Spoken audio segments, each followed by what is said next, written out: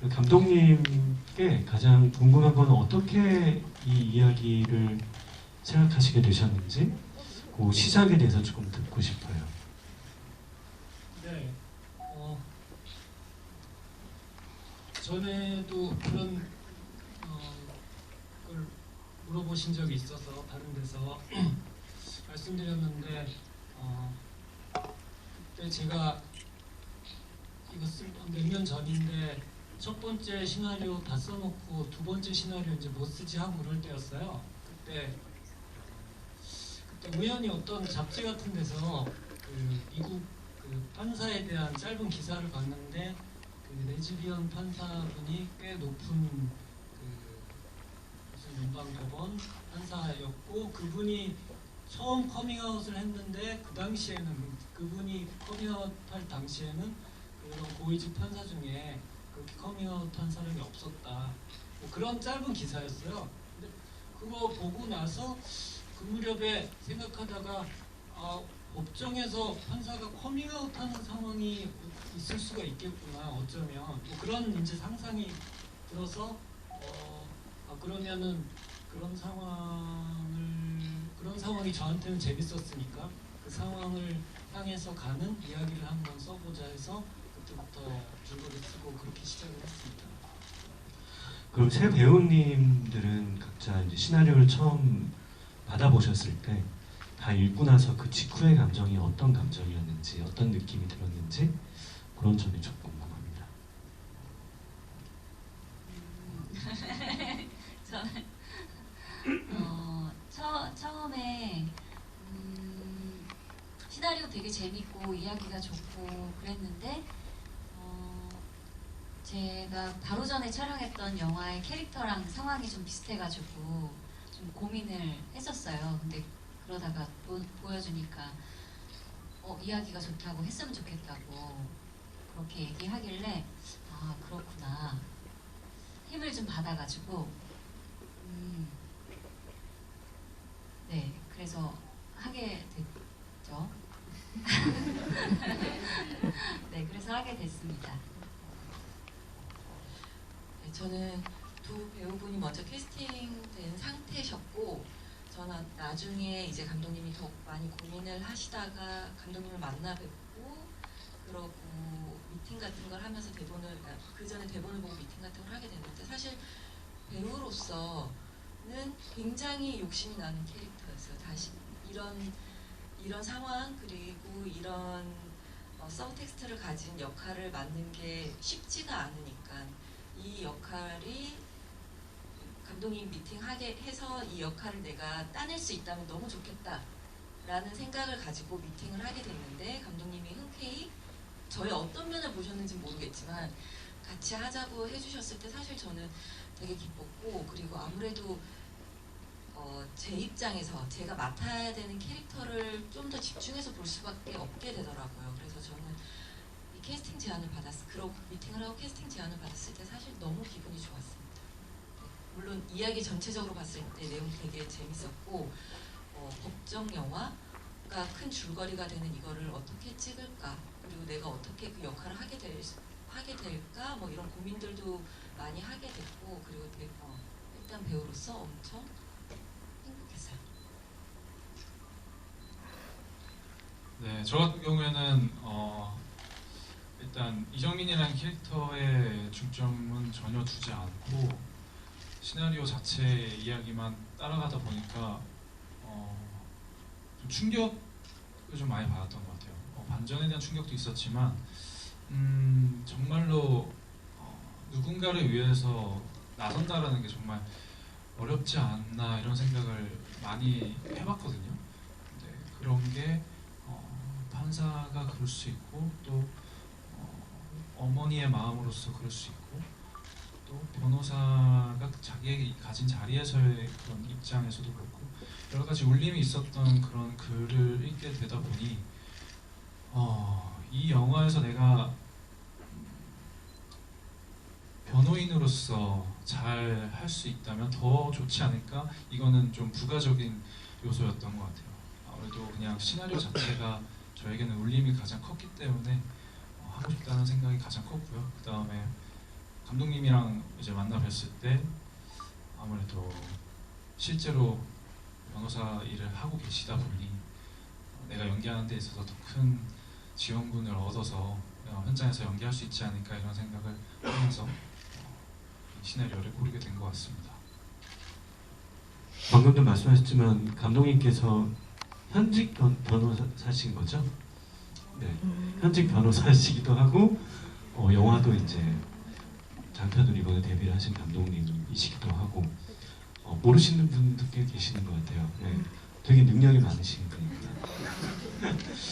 그래서 약간 궁금했었어요. 그러니까 그 보통 이제 저 같은 사람들이 이제 영화 만들면 어떤 전문직이나 직업적인 부분에 대해서 자료조사를 당연히 하긴 하지만 실제 그 직업을 갖고 계신 분의 어떤 전문성을 갖기는 어렵잖아요.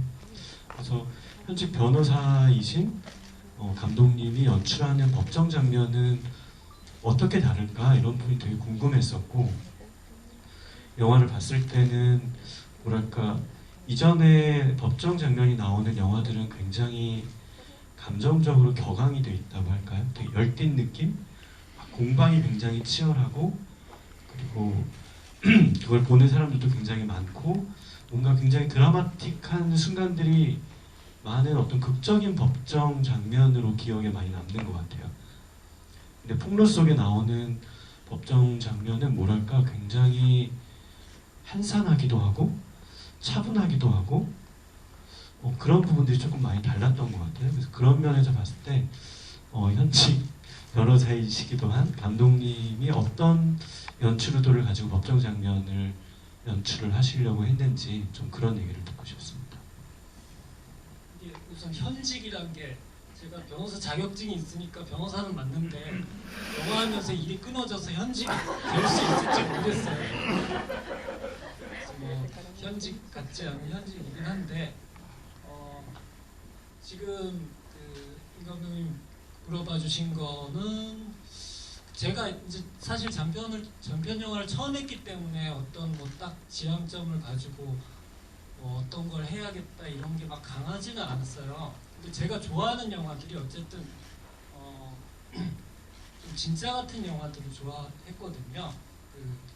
뭐 쉬운 말로 리얼하고 진짜 같고 그렇게 끌고 가는 드라마들을 좋아했기 때문에 저도 그렇게 해보려고 노력을 했던 것 같고 또 법정 장면 같은 거는 우리가 많이 지금 말씀하셨지만 많이 보아왔던 것들이 되게 좀 이제 약간 일반적으로는 오버하고 더 드라마틱하고 이런 것들이 많다 보니까 보면서 물론 케이스 바이 케이스로 재밌는 것도 있고 뭐 재미없는 것도 있지만 대부분은 좀 현실 같은 느낌에서 많은 것들이 떠 있는 느낌이 있었거든요. 저는 볼 때. 그래서 저는 어차피 제가 이제 많이 봐왔던 분야이기도 하고 해서 그러면 진짜 같이 최대한 현실 같이 하면서 어쨌든 좀 굴곡이 있는 드라마를 사람들이 볼 수 있게 하면은 좋겠다. 그러면 리얼한 드라마가 되지 않을까.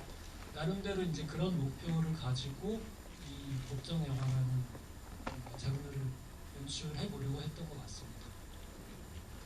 그래서 그런지 그 영화 속에 등장하는 법조 관련된 인물, 뭐 변호사와 판사 캐릭터가 제가 느끼기에는 뭐 어떤 공명심도 당연히 있을 테고 어떤 정의로움도 있겠지만 그것들이 굳이 애써 이렇게 겉으로 많이 표현하거나 그러려고 하지 않았던 것 같아요.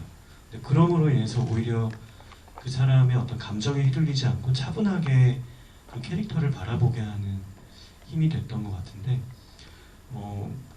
이정민 변호사 역할 같은 강민혁 배우님 같은 경우는 변호사 역할을 이전에 해보신 적이 있으신가요? 아니요, 처음 해봤습니다. 그래서 아까 잠깐 말씀하셨지만 감독님께서 변호사시기도 한데 이 캐릭터를 준비하시기 위해서 좀 어떤 부분들을 좀 집중적으로 준비를 하셨는지 그 얘기를 듣고 싶습니다. 우선 감독님한테 제일 많이 여쭤봤고요. 그다음에 실제로 제가 아는 변호사분도 찾아가서 조언도 구했고 또 때마침 비슷한 시기에 제가 아시는 분이 법정에 쓸 일이 있었어요, 증인으로. 그래서 실제로 제가 법원에 가서 잠깐이라고 해야 되나요? 네, 본 적이 있었는데 뭐 그런 식으로 정말로 실제로는 어떠한 분위기인지, 어떠한 그 공간의 공기는 어떠한지 이런 것들을 직접 체험해 볼 수 있었다는 것 자체가 실제로 제가 변호인으로서 진짜 이제 변호인이란 직업은 어떤 공기에서, 어떤 공간에서, 어떤 호흡으로 진행이 되는지 좀 느껴볼 수 있었던 그런 준비를 했던 것 같고요. 저도 또 법정 관련된 영화나 드라마를 보면서도 참고를 했지만 그 무엇보다도 감독님하고 이야기한 게 가장 컸던 것 같습니다. 그리고 감독님이 또 추천해주신 영화가 있었어요. 네, 이거를 좀 참고했으면 좋겠다라고 했었던 영화가 있어서 그거를 많이 참고하면서 이정민 변호사 역을 준비했습니다. 혹시 어떤 영화인지 여쭤봐도 될까요? 기억력이 안 좋으세요. 지금 말을 하면서 제목을 아무리 떠올리려고 했지만 기억이 나지 않는데 미국 감독님이 영화인데 알고 계시지 않을까요? 몇 개 얘기해보는데 제가 그 언론 인터뷰 때 말씀을 드렸었는데 오늘 이 자리에서 기억이 안 나네요. 네, 궁금하신 분들은 언론 인터뷰를 한번 찾아보시면 정답을 아실 수 있을 것 같습니다. 아, 군 법정 영화였는데 네 맞습니다. 저도 굿맨. 약간 들었던 것 같아요. 어퓨 굿맨이라는 영화를 또 보면서 준비했어요. 톰 크루즈가 나왔던 네, 영화였죠. 톰 크루즈를 롤모델로 했습니다. 네 그렇게 됐네요. 네. 그 법정의 느낌을 좀 많이 참고했던 것 같아요. 네. 그리고 또 하나 궁금했던 게 이제 영화에서는 우리가 이제 스토리를 따라가면서 그 사람을 보다 보니까 그 스토리와 관련된 그 사람의 캐릭터는 알 수 있지만 이 사람은 과연 어떤 사람일까? 이정민이라는 직업적인 변호사 말고 이정민이라는 사람은 어떤 사람일까라는 것도 되게 궁금했었어요. 이제 막 모야누타를 같이 이제 뒤집어쓰고 하는 어떤 그래도 약간 뭔가 이렇게 되게 좀 다른 어떤 결도 있구나라는 생각 들었는데 그런 면에서는 어떻게 좀 생각하셨는지. 그냥 일반 변호사라고 설명이 되지 않고 국선 변호인이라는 지금 자리에 있는 이정민 변호사이기 때문에 젊은 변호사고 또 앞으로 변호사로서 나아가는 데 있어서 가장 첫 발을 내딛는 중요한 자리라고 하더라고요. 국선 변호인이라고 하면 좀 잘 모르실 수 있는데 일반적으로 판사가 되거나 검사가 되거나 로펌 일반 개인적으로 나와서 변호사 일을 하기 전에 그 국비를 써서 사람들이 변호인을 고용을 못하거나 하지 못하는 그런 특수한 상황에서 나라에서 지정해주는 그런 직업을 이제 국선 변호인이라고 하는데 그 과정 속에서 젊은 변호인으로서 앞으로 나아가는 이 길에 대해서 국선 변호인이 대충 하시는 분들도 많이 있다고 하더라고요. 대충이라고 하기보다는 좀 책임감을 좀 많이 갖지 못하는, 왜냐하면 돈이 되지 않고 또 미래에 있어서 검사하고 싸우는 그런 자리이다 보니까 그런 갈등 속에 있는 젊은 변호사이지 않나.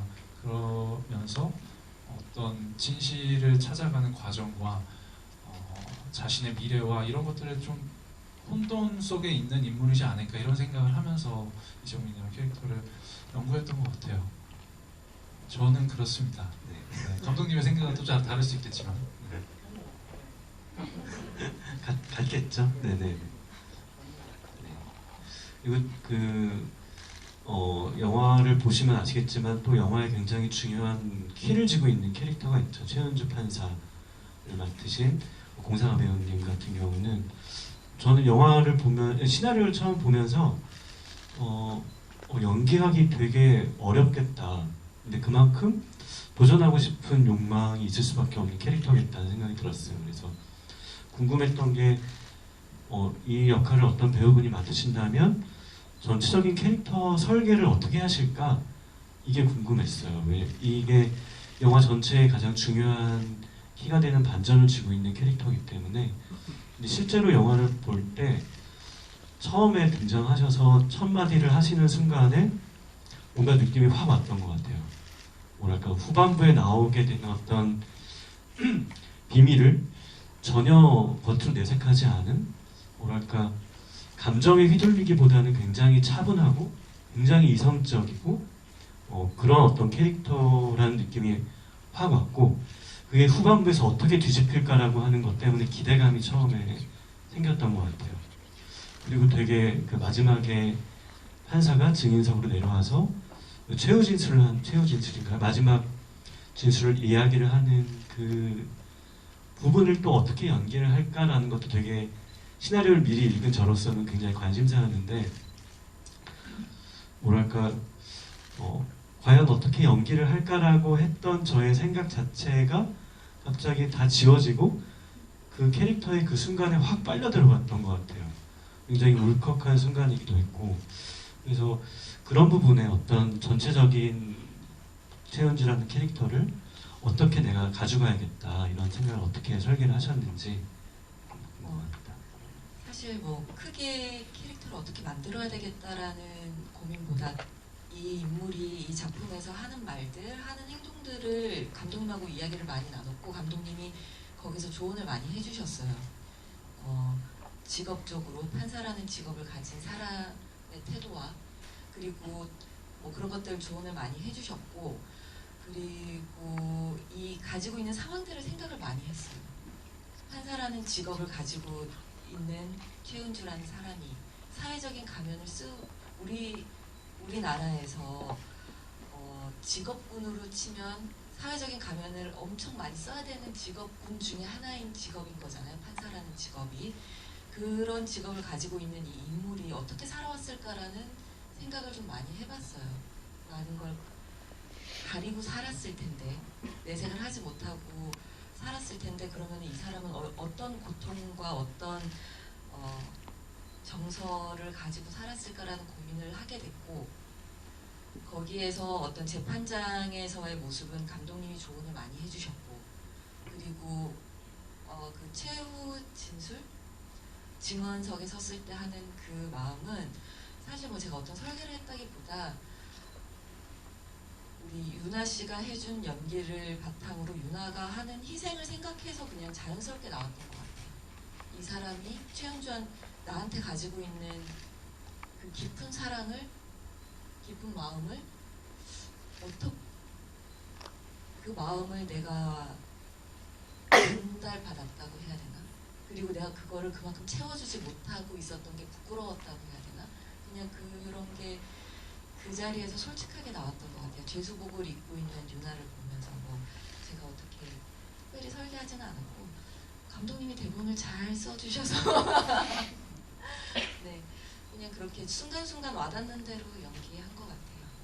저는 그 마지막 장면에서 임팩트가 굉장히 강해서 사실 촬영 현장에서 어땠을까 이런 것도 되게 궁금했었어요. 그러니까 우리가 어떤 깊은 감정의 뭔가를 끌어내기 위해서 테이크를 여러 번 가는 경우도 있고 오히려 그 감정을 미리 소비하지 않기 위해서 미리 감정을 숨기고 있다가 카메라가 실제로 돌 때 그거를 막 해내시는 배우분도 있거든요. 그래서 혹시 그 장면 찍을 때 상황이 어땠는지 기억이 혹시 나시나요?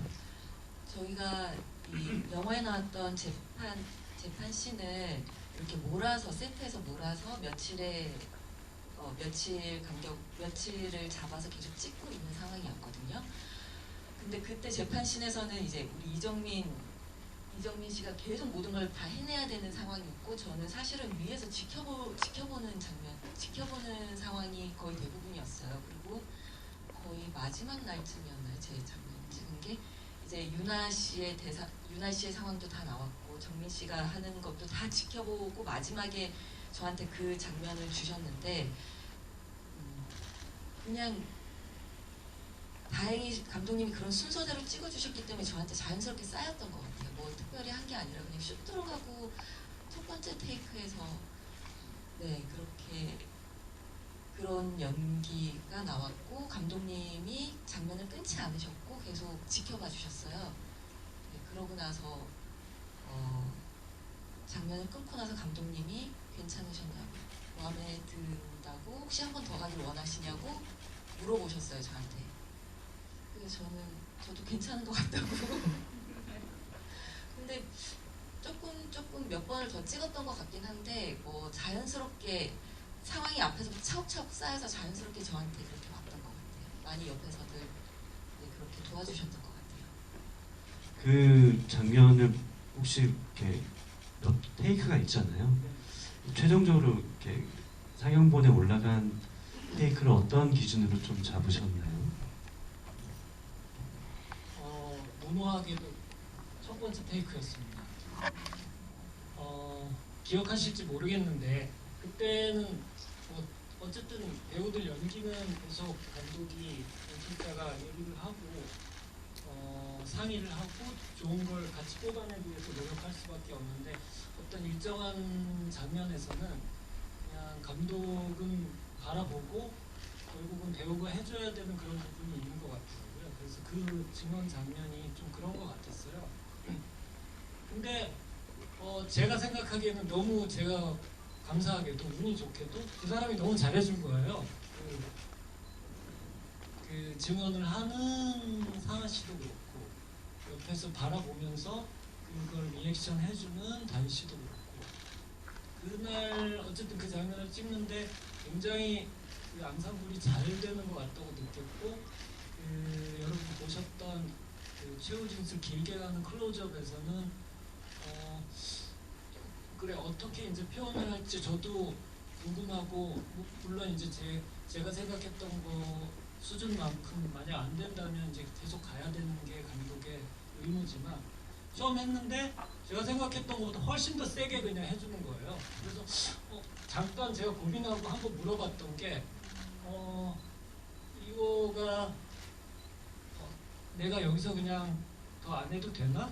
근데 내가 보기에는 내가 생각했던 것보다 훨씬 더 터져 나왔지만 보는데 나도 뭔가 오는 게 있는데 라고 생각했고 그러면 당사자가 배우가 저렇게 해서 쏟아준다면 저게 맞는 거다.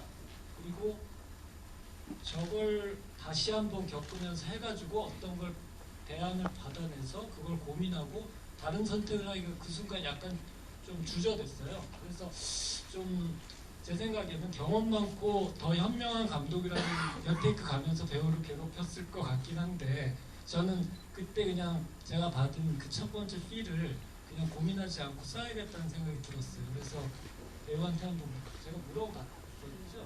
물어보고 혹시 더 해보고 싶은 필요가 있는 물어보고 그 다음에 기술적으로 문제 없는 테이크라는 거 확인하고 그냥 그 첫 테이크 하나만 클로즈업을 찍고 다른 걸로 넘어갔어요. 지금 생각나는 게 제가 울면서 콧물을 너무 많이 흘려서 감독님 혹시 콧물을 좀 안 흘려줄 수 있냐고 한번 물어보셨어요. 지금 생각났어요. 그래서 저도 해보겠다고 클로즈업 되는 장면인 걸 알고 있었으니까 사실 배우로서도 예쁘게 울면 좋지 않겠습니까? 하지만 콧물을 제가 조절할 수 없어서 그냥 콧물이 나오는 대로 그냥 찍었던 게 방금 생각났어요. 네. 근데 콧물도 눈물 같았어요. 그죠? 맞아, 이렇게 줄기가 여러 가지가 있었던 기억이 있는데 그게 콧물이었군요. 네.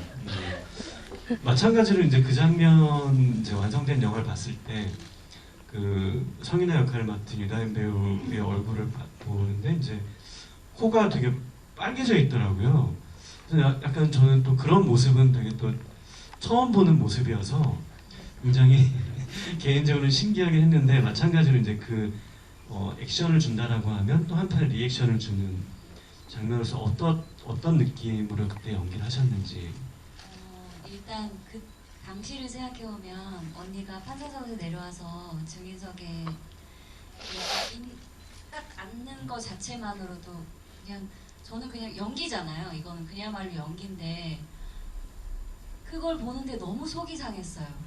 그래서 그 모습을 보는데 그냥 저는 처음부터 울면 안 되는데 울음이 계속 여기 제 얼굴 가득하게 얼굴이 막 떨릴 정도로 울면 안 되는 상황인데 처음에는 그렇게 시작을 했던 것 같아요.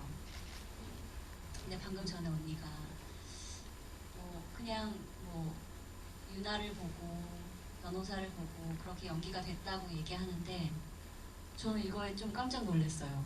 저는 언니를 보고 그랬거든요. 그 대사를 그렇게 할지는 사실 몰랐어요.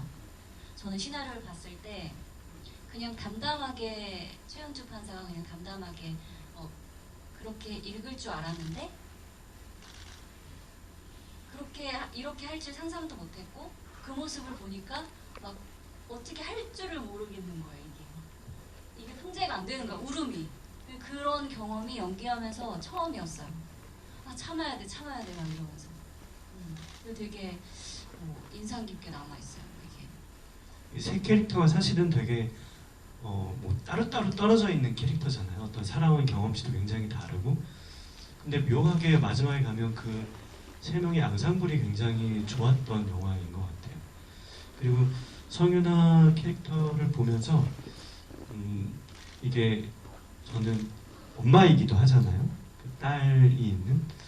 근데 이 영화를 촬영할 때가 아마 저희가 결혼을 하는 무렵이었어요. 그래가지고 결혼식 아마 다음 날이 촬영이 또 잡혀 있었는데 그 현장 검증, 남편을 죽인 현장 검증을 전날 웨딩드레스를 입고 결혼을 하고 다음 날 아침에 가서 이렇게 뭐 이렇게 현장 검증을 하는 뭐 그런 기억도 있고. 근데 그리고 제가 영화를 처음 봤던 거는 이제 작년에 전주영화제에서 처음 봤었거든요. 근데 그때만 해도 저희 아기가 없었어요. 근데 얼마 전에 아기가 태어났거든요. 태어난 딸이에요. 근데 태어나고 다시 제가 이 영화를 다시 봤는데 뭔가 되게 감정이 이상하더라고요. 왜냐하면 매일매일 그 딸하고 이렇게 어떤 교감을 하는 걸 매일 보는데 극 중에서의 어떤 딸이 있고 그 엄마로서의 역할을 하는데 느낌이 되게 묘하게 다가왔던 것 같아요. 그래서 그런 측면에서 물론 이 영화를 촬영할 때는 이거는 제가 이제 집에 있을 때 물어보지 못했던 부분들이긴 한데 촬영할 때는 이제 아기가 없었던 상황이었고 영화가 완성된 뒤에는 엄마가 되어 있는 상황인데 어떤 점에 참 차이가 있을까요? 뭐 혹은 다시 찍는다라고 하면 뭔가가 달라질 수 있을까? 뭐 이런 생각도 궁금하기도 하고요.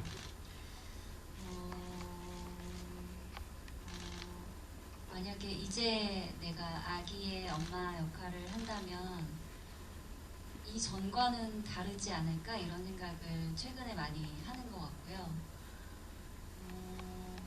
딸 생각만 해도 막 가슴이 먹먹하고 울컥울컥하고 그런 감정들이 있어요. 그래서 만약에 이 연기를 다시 한다면 저만 아는 거일 수 있겠지만 조금 더 간절함이 묻어나지 않을까 이런